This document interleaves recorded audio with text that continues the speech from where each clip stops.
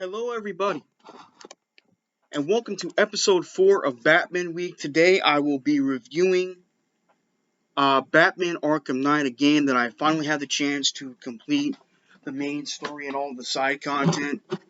While the game has been mostly received positive feedback from people, there has drawn some criticism. But the biggest criticism I have, let me start with the criticism that I have with the game first.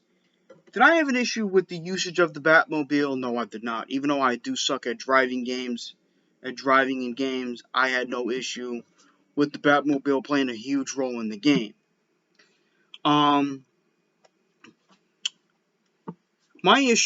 biggest gripe were the boss fights. What I loved about the Batman Arkham Origins, Batman Arkham City, and Batman Arkham Asylum was that they had really good and memorable boss fights. Well, in this game, the boss fights aren't as memorable, and they're kind of a bit disappointing.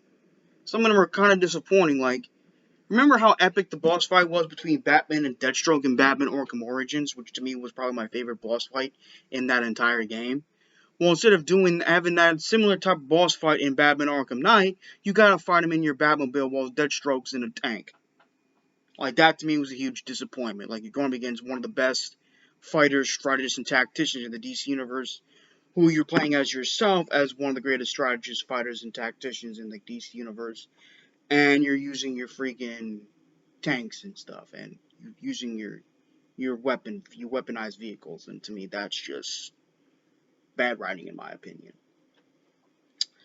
But other than that, I really enjoy. Oh, and another thing I didn't like is that in order for you to unlock the ending of the game, you have to do all the side content, including all 243 of the Riddler's challenges, which can be a bit annoying, but also can be pretty fun and pretty interesting at the same time. Can be pretty fun and interesting to do, so it can be both at the same time.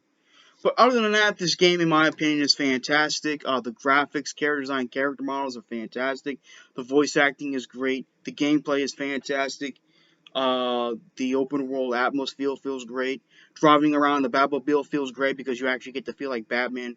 Like you usually, remember in the animated series where there's a crime going on, Batman runs into his Batmobile, activates, starts driving down the street on, getting ready on patrol to kick some ass. That's exactly what it feels like in this game. The action in this game is great. The writing, the storytelling is fantastic. And how the game ends is really something. Unfortunately, it leads up to the game eventually leads up to the events of the Suicide Squad Kill the Justice League game, which I may get back to sometime, but I may not. But I'm not gonna do it right away because I still kind of have some mixed feelings about the game right now. But anyway, Batman Arkham Knight is a great game. It's definitely one of the best installments of the Batman Arkham series. I'm gonna give it an A on a scale from an A plus to an FU, and on a scale from a 1 to a 10, I'm gonna give it a 9. So that is it for my review of Batman Arkham Knight. I hope you all enjoyed it, and I'll see you guys next time. Peace.